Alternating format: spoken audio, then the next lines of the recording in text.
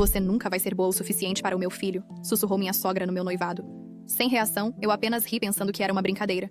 Mas meses depois, ela começou a invadir nossa casa, fingia ataques cardíacos e mandava e-mails falsos da minha mãe, que não era mais viva, para destruir meu casamento e ainda estava planejando roubar meu bebê. Conheci o Ryan em um treinamento de resposta a emergências, meio que do nada, e a química entre a gente foi instantânea. Ele era charmoso, atencioso e gentil. A família dele parecia normal no começo. O pai, Michael, era quieto, mas educado. A irmã, Tara, era incrível, esperta e engraçada. Mas então, conheci a Deborah. A Deborah. O primeiro sinal de alerta me atingiu em cheio no jantar de noivado. O Ryan tinha ido ao banheiro e a Deborah se inclinou na minha direção, sorrindo como uma daquelas esposas perfeitas de filme, e sussurrou. Eu esperei tanto para o Ryan encontrar alguém digno. Não vou deixar qualquer um entrar nesta família. Eu apenas ri. Tinha certeza de que era brincadeira. Mas não era. Depois do casamento, as coisas saíram do controle. A Deborah começou a aparecer na nossa casa sem avisar, às 7 da manhã, nos fins de semana, trazendo comida. Mas, na verdade, só queria checar se o Ryan estava em casa. Ela chegou a fingir emergências médicas para arrastar o Ryan até a casa dela e agia com surpresa quando a gente chegava. Uma vez, ela ligou chorando, dizendo que estava tendo um ataque cardíaco. Entramos em pânico e corremos para lá. Ela estava deitada no sofá assistindo a um programa de culinária. Já passou. Fiquem para o jantar. Quando eu disse para o Ryan que aquilo não era normal, ele deu de ombros. É só a minha mãe sendo protetora. Não, cara. Isso não é ser protetora. É uma guerra psicológica. Depois, eu engravidei. Ficamos super empolgados e planejamos manter segredo por um tempo. Com 6 semanas de gestação, não tínhamos contado a ninguém. Mesmo assim, a Deborah simplesmente entrou na nossa casa com um bode de bebê e um sorrisinho dizendo, para o meu netinho. Eu congelei e perguntei, como você sabe? Ela sorriu. Uma mãe sempre sabe. 2 dias depois, eu estava checando o calendário do iPad do Ryan e notei uns eventos esquisitos que se repetiam. Reunião com a mamãe, atualização de status, checagem de saúde do bebê. Cliquei em um deles e quase deixei o aparelho cair. Eram ligações agendadas. A Deborah tinha feito com que ele contasse tudo para ela. Absolutamente tudo. Ele desabou quando eu o confrontei, chorou, me disse que ela sempre o manipulou, que ela tinha acesso a todas as contas dele, lia nossas mensagens e até colocou um aplicativo de rastreamento no celular dele que ele não conseguia apagar. Ela o ameaçou de cortá-lo da família se ele não obedecesse. Então, nós trocamos as senhas, a bloqueamos onde pudemos e o Ryan prometeu que colocaria limites. Ele ligou para ela e pediu que ela respeitasse nossa privacidade. Ela agiu com calma, até demais. Então, a sabotagem social começou. Eu recebi mensagens de estranhos perguntando se eu estava realmente vendendo meu anel de casamento. Amigos ligaram perguntando se eu estava me divorciando do Ryan. Alguém, se passando por mim, tinha postado online sobre a nossa separação. E então, meu chefe me chamou no escritório. Ele me mostrou um e-mail supostamente da minha mãe, que havia falecido quando eu tinha 16 anos, detalhando que eu estava fingindo a gravidez para chamar atenção e que eu era mentalmente instável. O e-mail incluía informações privadas que só alguém muito próximo a mim saberia. Eu quase desmaiei no escritório dele. Quando mostramos a prova para a Deborah, ela não negou. Apenas olhou para mim e disse: Ryan merece uma mulher de verdade, de uma boa família, não uma órfã brincando de casinha. O Ryan explodiu pela primeira vez, gritou com ela, disse que ela era doente e precisava de ajuda. E então, ela disse a coisa mais assustadora que eu já ouvi. Michael e Tara estão esperando na nossa casa. Precisamos discutir o futuro do Ryan. Pergunte ao seu pai o que aconteceu com a Jessica. O Ryan congelou. Jessica foi a namorada dele no ensino médio. Ela engravidou aos 17 anos e depois simplesmente desapareceu. Deborah riu. Nada que ela não merecesse. Nós corremos para fora e nos hospedamos em um hotel. O Ryan tremia tanto que nem conseguia dirigir. Ele admitiu que o pai sempre insinuava que a mãe dele tinha cuidado da situação da Jessica. Agora ele sabia o que aquilo significava. Naquela noite, alguém tentou abrir a porta do nosso quarto de hotel às 3 da manhã. Ryan olhou pelo olho mágico. Era Michael, parado ali, em silêncio. Nós barricamos a porta com uma cadeira e minha mala. A recepção disse que ele já tinha ido embora quando eles verificaram. Eu mal dormi. Quando consegui, sonhei com o Michael no corredor segurando um peixe gigante. Não me perguntem por quê. Meu subconsciente está quebrado. Às 6h30 da manhã, a equipe do hotel ligou. Michael tinha deixado algo para nós. Ryan desceu enquanto eu ficava na porta, pronta para ligar para a polícia. Ele voltou com um envelope Manila. Dentro, fotos do Ryan criança e um bilhete com a letra raivosa e dura da Deborah. Família é para sempre. Podemos te perdoar se você voltar para casa e conversar conosco sem ela. Mamãe. Então as ligações começaram. Linha do hotel, mensagens de texto, WhatsApp. A Deborah, com uma doçura falsa, disse que estava no saguão e queria conversar em particular. Ela me avisou que se eu não deixasse o Ryan ir, ela começaria a contar a verdade sobre mim. que eu era inadequada para ser mãe, instável, manipuladora. Foi quando a Tara e o namorado, Devon, apareceram como verdadeiras lendas. Tara trouxe café e lanches. Devon ficou de guarda. Estávamos todos amontoados naquele quarto de hotel, meio nos escondendo, meio planejando os próximos passos. Quando a Deborah e o Michael chegaram, batendo na porta, eles gritaram que era uma emergência familiar e tentaram forçar a entrada. A Deborah empurrou a porta com força suficiente para ela se abrir alguns centímetros e agarrou meu braço. Foi um verdadeiro cabo de guerra, Tara gritava. Devon ameaçou chamar a polícia, e a equipe do hotel finalmente os afastou de nós. A polícia foi chamada. A Deborah me acusou de colocar o neto dela em perigo. Michael não disse nada. Tara filmou tudo. A polícia os proibiu de voltar à propriedade. Saímos do hotel e fomos para a casa do meu pai. Ele é um militar aposentado com câmeras de segurança e uma aura de não se meta comigo. Ele não fez perguntas, apenas nos serviu chá e trancou todas as portas. Mas a Deborah nos encontrou novamente. Ela ligou para o meu pai, exigindo que ele devolvesse o filho e o neto dela. Ele a bloqueou. O Ryan ainda não conseguia fazer o mesmo. Naquela noite, sentamos todos ao redor da mesa da cozinha do meu pai. Eu, Ryan, Tara e Devon.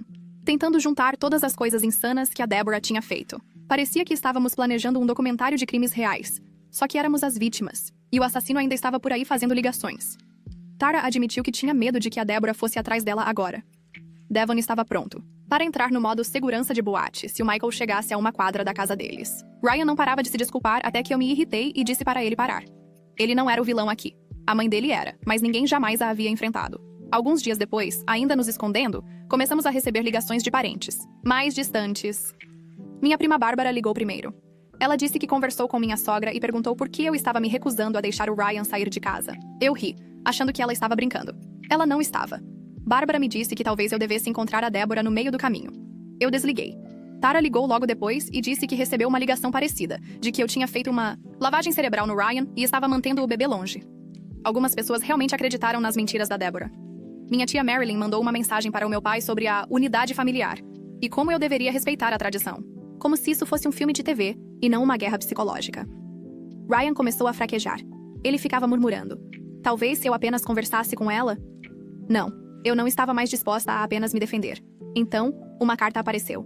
Colada na caixa de correio do meu pai. Digitada, mas com metade escrita à mão com tinta maluca. A Deborah ameaçava com ações legais por difamação e assassinato de reputação, com um falso cessar e desistir no topo, como se ela tivesse pesquisado no Google e se transformado em um demônio do caos. Ela me acusou de difamar o nome dela para os vizinhos e de destruir a reputação do Ryan. 2 horas depois, as pessoas começaram a me mandar mensagens novamente. Capturas de tela, DMs, postagens no Facebook. Deborah, ou alguém trabalhando com ela, estava contando às pessoas que eu havia sido hospitalizada por problemas de saúde mental, que eu estava inventando histórias para chamar atenção, que eu era perigosa. Havia tópicos inteiros em grupos, locais do Facebook com minha foto de casamento anexada, discutindo se eu era louca ou apenas hormonal.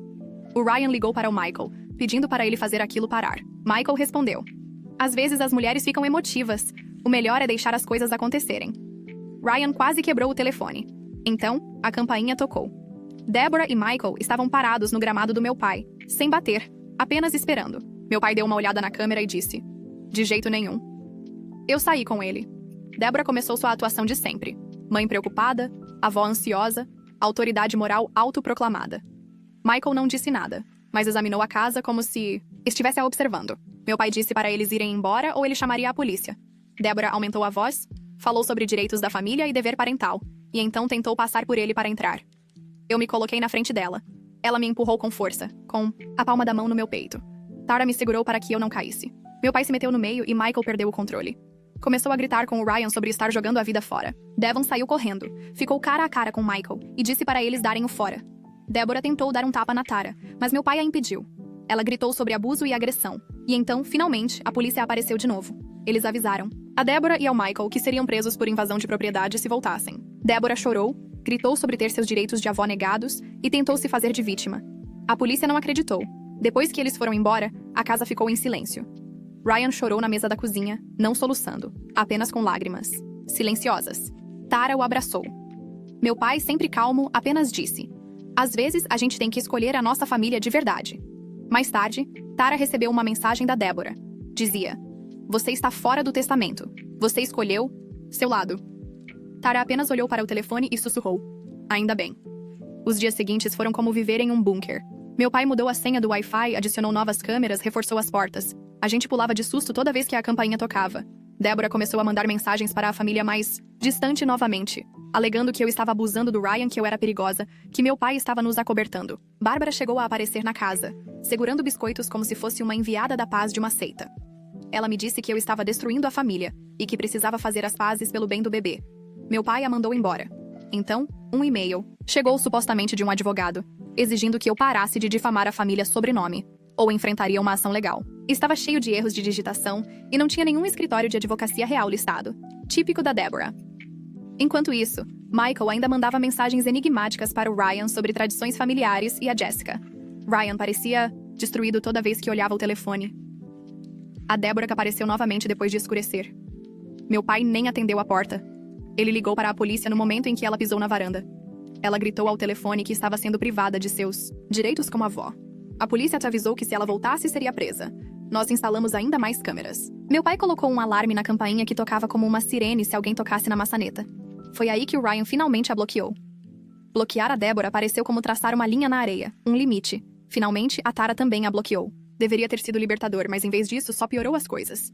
A Deborah enlouqueceu na internet. Ela mandou mensagens para meu antigo locador tentando me colocar na lista negra, enviou um e-mail para meu chefe novamente, mandou mensagens para amigos em comum, me pintando como instável e obsessivamente controladora.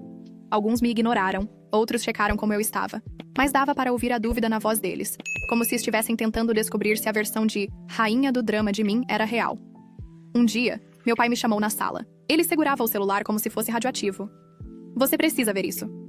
Deborah tinha postado no Facebook, marcando família, amigos, vizinhos, todo mundo.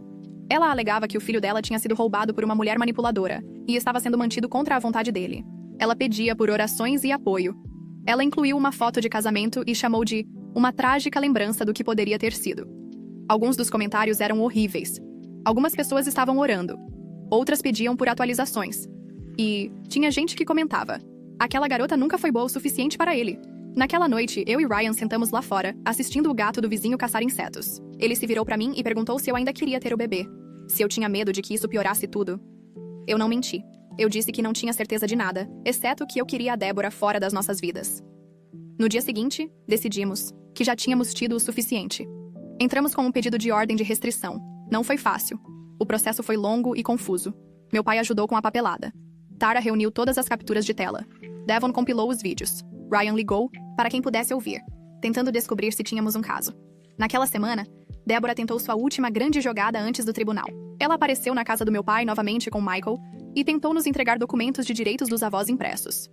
Totalmente não oficiais, cheios de espaços em branco que ela tinha preenchido à mão.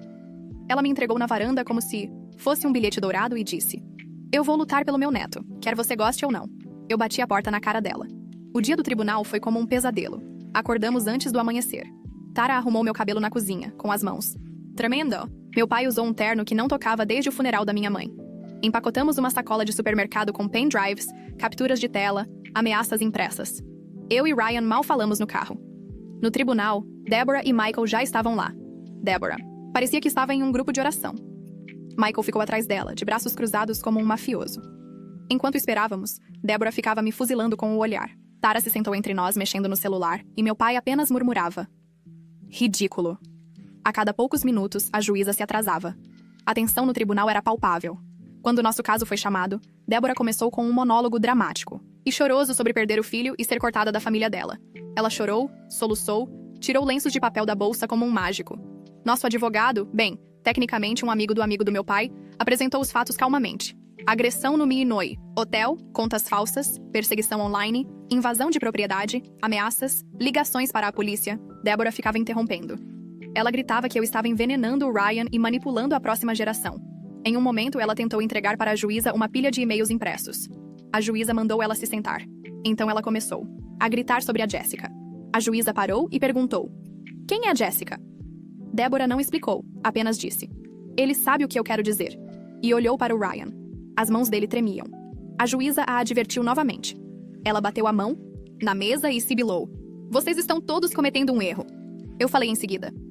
Li mensagens em voz alta. Disse à juíza que só queria paz. Disse que não sabia mais o que fazer. Ryan se levantou e falou a verdade. Como a mãe dele sempre o controlou. Como ele deixou passar por anos, mas que aquilo tinha ido longe demais. Ele disse: "Eu não aguento mais isso. Eu amo minha mãe, mas não vou deixar que ela destrua meu casamento."